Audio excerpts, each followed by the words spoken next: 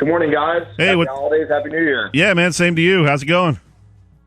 Doing well, man. Just called a little cold to ring in 2017, but I'm a game time decision, Sully, but I'm going to give it a go. I'm going to lace them up and give it a go. We'll list you as questionable. Sounds good. Or probable. We'll list you as probable. Yeah, we want to kind of get some of the area sports reporters on board this morning and talk about some of the big moments in sports throughout 2016. Anything in particular stand out in the front of your mind, Mike? Well, I mean, obviously 2016 started with high school hoops and high school wrestling last winter, and I was actually just sort of putting together a best-of piece for SNJ today, which is going to air on Monday night in lieu of the actual news. So I was going through and combing some of the big storylines from high school sports, and, you go back to last winter season, of course, for high school basketball. You had St. Augustine Prep really taking most of the headlines on the boys' side, winning the non-public A state championship. Of course, super senior Saeed Nelson now really putting on a show at American University. But he was leading the way. They made it all the way to the Tournament of Champions and then lost a heartbreaker to Linden. But certainly St. Augustine boys basketball, one of the big storylines during the basketball season. And then on the girls' side, Ocean City, of course, getting back to the top of the South Jersey Group 3 mountain, winning a sectional championship there. So those are two big storylines that stood out to me. And then you go into the spring, Sully, of course, with softball and baseball season. And probably the game of the year, and you were there too, was that Egg Harbor Township South Jersey Group 4 softball championship game against Eastern. They played it in the afternoon because it was ahead of the big track event that EHT was hosting. Game started at 1. Probably the longest softball game on the high school level I've ever been to, but it didn't feel like it. I think it was, 13 innings and then a walk-off by Egg Harbor Township.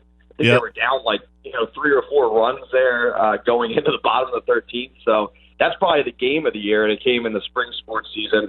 A bunch of other big storylines too, but just picking out some of the big ones from each season. And then you go right up through the fall here, which we just finished up, and I think obviously the thing that stands out to me is Millville football. I mean, you break a 41-year title drought. The Thunderbolts, do it really in upset fashion over Toms River North, a team that had won 22 in a row, defending South Jersey Group 5 champs. And even beyond that, I mean, Millville had to take down Cherokee, Rancocas Valley, and it was a situation where they were probably the underdog in each of their 3 playoff games, and the Thunderbolts were able to bring home, again, their first championship in more than 4 decades.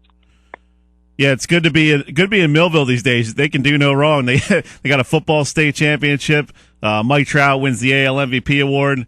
That's sort of the hotbed of South Jersey right now. Yeah, it absolutely is. And, further along on the football championship, it's a really cool project we're working on right now at SNJ today. Is we're basically taking a lot of the video that we had from that run and some interviews along the way too, and then some newer interviews as we caught up with Dennis Thomas and a few of the key players after the season. We're putting together a half-hour special on the run and the championship, so you'll be able to find that within about a few weeks or maybe to a month here on SNJtoday.com. That's awesome, man. That sounds like a cool project. Yeah, it really is, and there's just so many storylines within that run. I mean, it's been well documented that Millville was able to really ride Clayton Scott a number of those games, and his health really wasn't right down the stretch. I mean, he wasn't practicing all week, and he was just lacing them up. And you want to talk about questionable. I mean, you never question a kid like that's heart, because even though he's not 100%, the kid's getting 40 carries a game, and just so many more cool stories within that.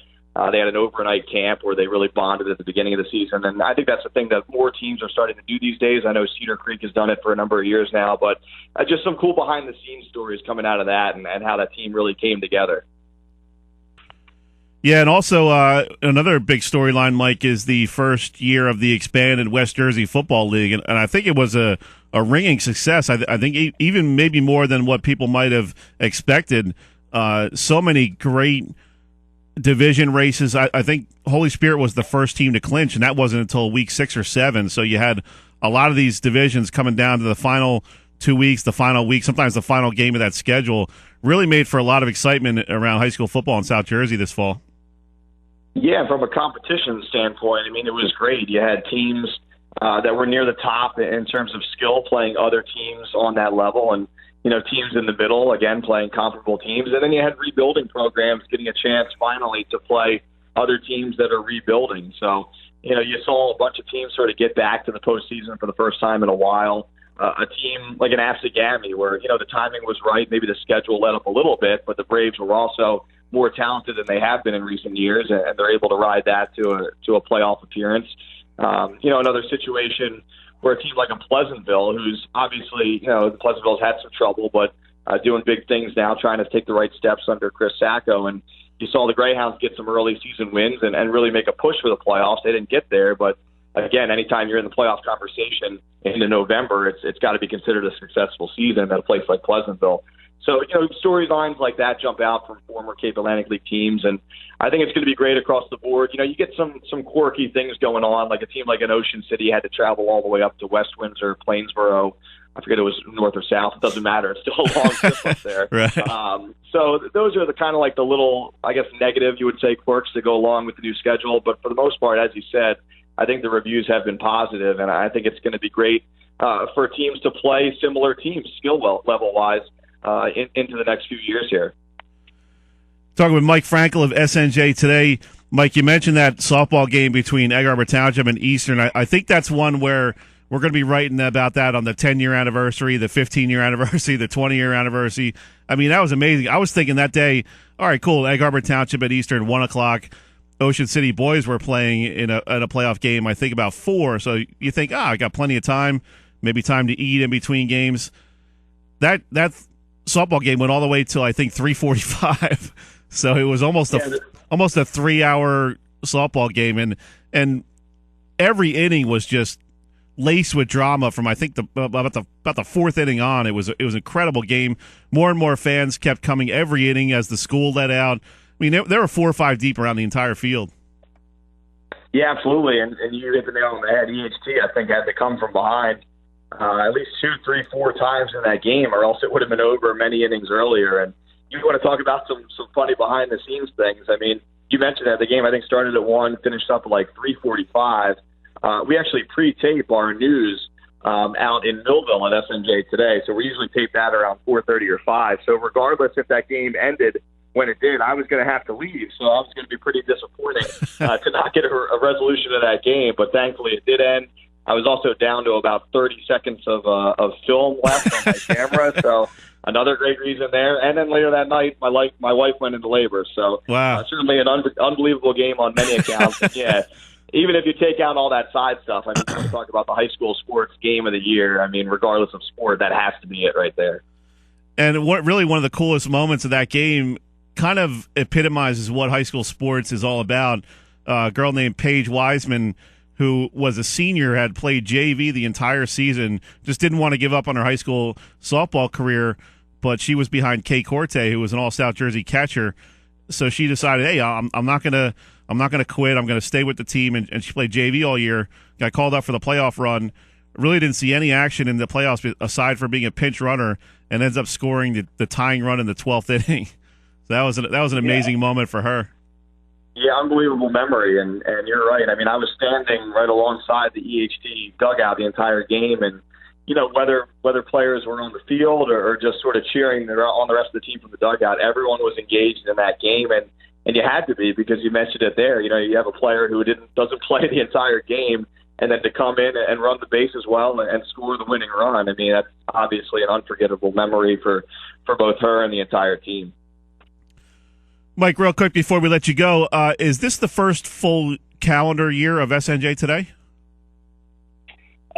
Yes, as it stands. I mean, we started our daily news program not this past summer, but the summer before. Right. Yes, in terms of an entire calendar year, this was the first year out there. And, yeah, I mean, we had a lot of fun. Obviously, hopefully, I should say, more people are finding us there on Channel 4. And, we're just doing the best we can to cover as much, local sports as possible, similar to what NBC 40 used to do. And obviously, Sully, the bread and butter of that is high school sports, but we also try to tell some feature stories from the youth level, also some local college sports, whether it's Stockton or Rowan or some of the local community colleges. So, yeah, it's been a busy but a fun year out there. And in putting together this sort of year-ender that's going to run on Monday night, I had to comb through basically all the video, not all of it, but most of the video we shot in the sports department. And I'll tell you what, it seems like we were at a lot of the big games, which I guess if you're doing your job well, you need to have highlights from a lot of those big games. So we certainly had them.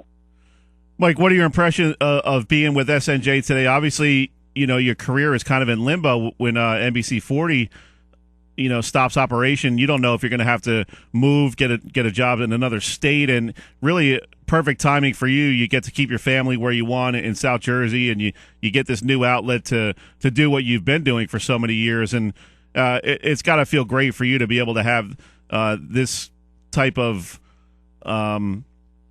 sort of turn in your career. When you're in this business, you don't always know what's going to happen next, and you guys have been doing a great job, and it's got to be great for you to have this outlet and see it doing well.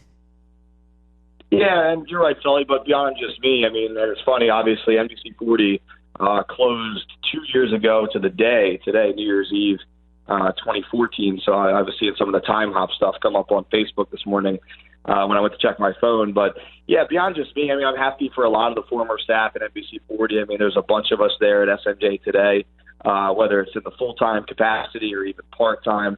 A lot of the other my other former colleagues from NBC 40 have moved on to other jobs, whether it's in the business or, out of the business but still local. So, for the most part, a lot of the great people that brought that local news to South Jersey at NBC 40 have moved on to bigger and better things. And, NBC 40's missed, and I talk to people about that almost every day. But, again, it's just a situation where SNJ today is still in its infancy. So, if people haven't checked it out, give it a shot. 7 and 11 weeknights on Channel 4, 798, 789, depending on where you're at on the Comcast dial and also around South Jersey. But, yeah, it's a lot of the same stuff. And you're right, it was sort of up in the air after NBC 40 closed, and it was for all of us. But, like I said, thankfully so many of us have been able to catch on at SNJ today and really bring South Jersey news consumers, weather consumers, and also local sports fans that product that they already had been getting at NBC 40.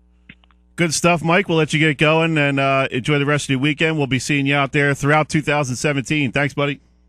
All right, guys. Look forward to it. Happy New Year. You too, man. That was Mike Frankel of SNJ today.